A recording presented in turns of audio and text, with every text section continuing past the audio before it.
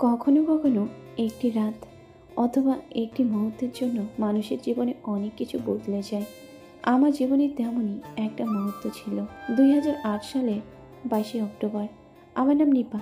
সেই সময় আমার বয়স ছিল 24 বছর। মাত্র 1 বছর আগে আমার বিয়ে হয়েছে। ওই ঘটনার সময়ে আমি বাড়িতে একা ছিলাম। আমার স্বামী অফিসের ট্যুরে বাইরে গেছে। কথা ছিল 24 অক্টোবর ফিরে আমাকে নিয়ে আমার বাবার বাড়িতে বেড়াতে যাবে। আমাদের পাশের ফ্ল্যাটে যে ফ্যামিলি থাকে ওরাও বেড়াতে গেছে। পাহারা দেওয়ার জন্য ওদের বিশ্বাস্ত কাজের ছেলেটিকে ফ্ল্যাটে রেখে গেছে। ছেলেটার নাম জয়।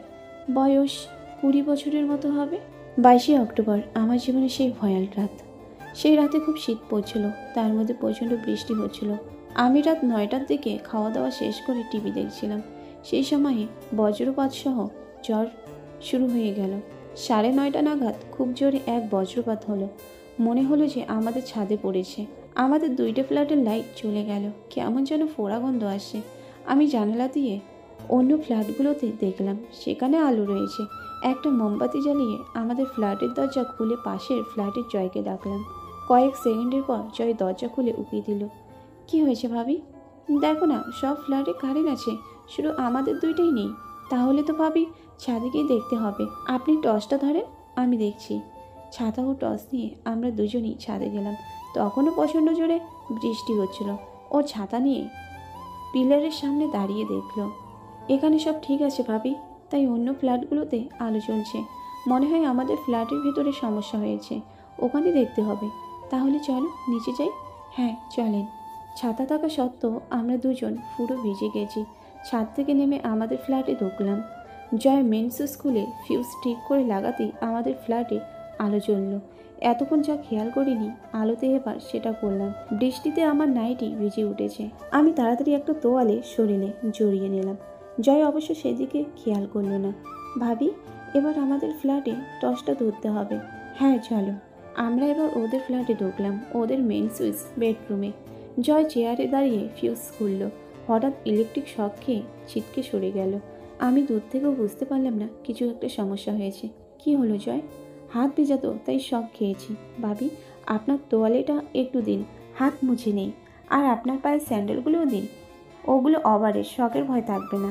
আমি তোয়ালে ও স্যান্ডেল জয়কে দিলাম। টসের আলো দূরে ফেললাম যাতে আমার ভেজা শরীর দেখা না যায়। জয়ের পুরো লুঙ্গি ও গেঞ্জি খেয়াল করলাম, ওগুলো দিয়ে বৃষ্টির পানি গড়িয়ে পড়ছে। জয়, এক কাজ করো, ভেজা কাপড় পাল্টে শুকনো কাপড় পরো, তারপর ফিউজ ঠিক করো, নইলে আবার শক খাবে। ঠিক বলেছেন ভাবি, দাঁড়ান আমি চেঞ্জ করে আসছি। আপনি টর্চটা নিভিয়ে রাখুন, পরে দরকার হবে। জয় পাশের রুমে চলে গেল। আমি টর্চ নিভিয়ে অন্ধকারে দাঁড়িয়ে রইলাম। 2-3 মিনিট পর পায়ের শব্দ শুনে মনে হলো জয় এসেছে। কি হলো জয়, এসে গেছ? কোনো উত্তর পেলাম না, তবে বেডরুমের দরজা বন্ধ করার হালকা শব্দ পেলাম। আমার কেমন যেন ভয় ভয় লাগতে শুরু করলো। আমি আবার ডাক দিলাম, জয় কোথায় তুমি? এই তো এখানেই ভাবি। টর্চ জ্বালাবেন না, সারা বাড়ি কারেন্ট হয়ে আছে। আপনিও শক খাবেন, খালি হয়ে মেঝেতে দাঁড়াবেন না, বিছানায় উঠে বসুন। বাইরে তখনও প্রচুর বৃষ্টি হচ্ছে। আমি জয়ের কথায় ভয় পেয়ে অন্ধকারে হাতুড়ে ভেজা কাপড়ে বিছানায় উঠে বসলাম। টের পেলাম জয় বিছানায় এসে আমার পাশে বসলো। আমার ভয় তখনও কাটেনি। এবার কি হবে জয়? ভাবি, এবার কারেন্ট নয়, তোমার ডাসা শরীরটা আমাকে শক দিচ্ছে। জয়ের কথা শুনে আমি প্রচণ্ড ঘাবড়ে গেলাম। বলে কি ছেলেটা? মনে ভয় থাকা সত্ত্বেও কড়া গলায় ওকে ধমক দিলাম, এই জয়, কি আবুল তাবুল বলছো? কথা শেষ করে আমি টর্চ জ্বালালাম। এবার আমি সত্যি 1000 ভোল্টের শক খেলাম। বিছানায় জয় আমার পাশে সম্পূর্ণ খালি হয়ে বসে আছে। ওর বিশাল একটা দূর হয়ে আছে। ওর দেখে আমি ভয় পেয়ে গেলাম। আমি একজন পূর্ণবয়স্কা বিবাহিতা মহিলা। মুহূর্তে আন্দাজ করে নিলাম কি করতে যাচ্ছে। সম্ভবত খুব শীঘ্রই আমি জয়ের কাছে বলি হতে যাচ্ছি। আমি কিছু বলার আগেই জয় আমার হাত থেকে টর্চটা কেড়ে নিল। আমাকে ধাক্কা দিয়ে বিছানায় শুয়ে দিল। তারপর আমার উপরে চেপে বসলো। আমি জোরে ছটফট করতে লাগলাম। ছাড়ো জয়, ছেড়ে দাও, নইলে কিন্তু আমি চেঁচাবো।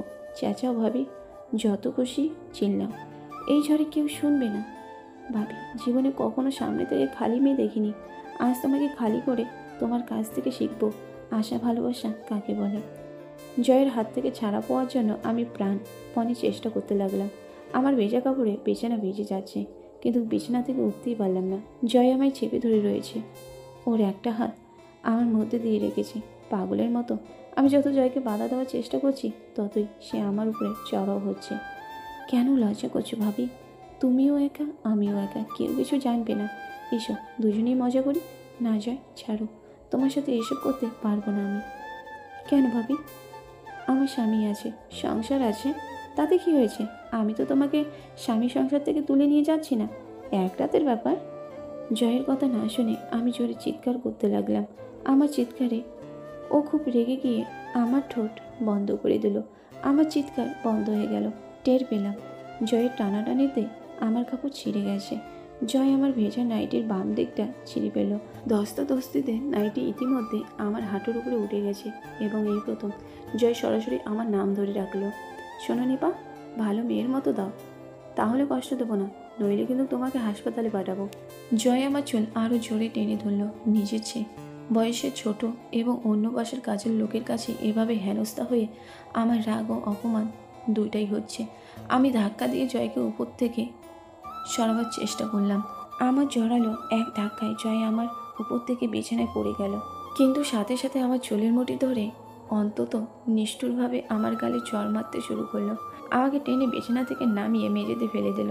তারপর আমায় জোরে জোরে লাঠি মারতে শুরু করলো।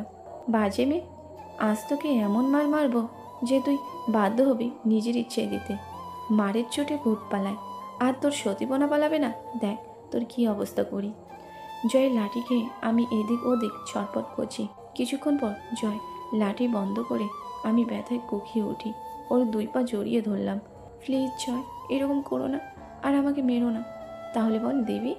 জয়, আমার বিবাহিত জীবনটা নষ্ট হয়ে যাবে, কেন এমন করছো? আমাকে ছেড়ে দাও। জয় এবার কোনো উত্তর না দিয়ে হ্যাচকা টানে আমি বলল, আরে তুই তো ভিজেই রয়েছিস, এত নাটক করছিস কেন? চুপচাপ দে। জয়, আমার লাগছে, লাগছে। কি হয়েছে? চেঁচাচ্ছিস কেন? প্লিজ, লাগছে। চুপ, তোকে তো বলেছি বাধা দিলে কষ্ট দেবো, তুই চুপ থাক, চটপট করিস না। আমি ছেড়ে দেওয়ার জন্য ওকে অনুরোধ জানাতে ও আমার চুলের মুঠি ধরে আমার মাথা ওর সামনে টেনে আনলো। তারপর না চাইলো ও আমার তার প্রস্তাবে রাজি হতে হলো।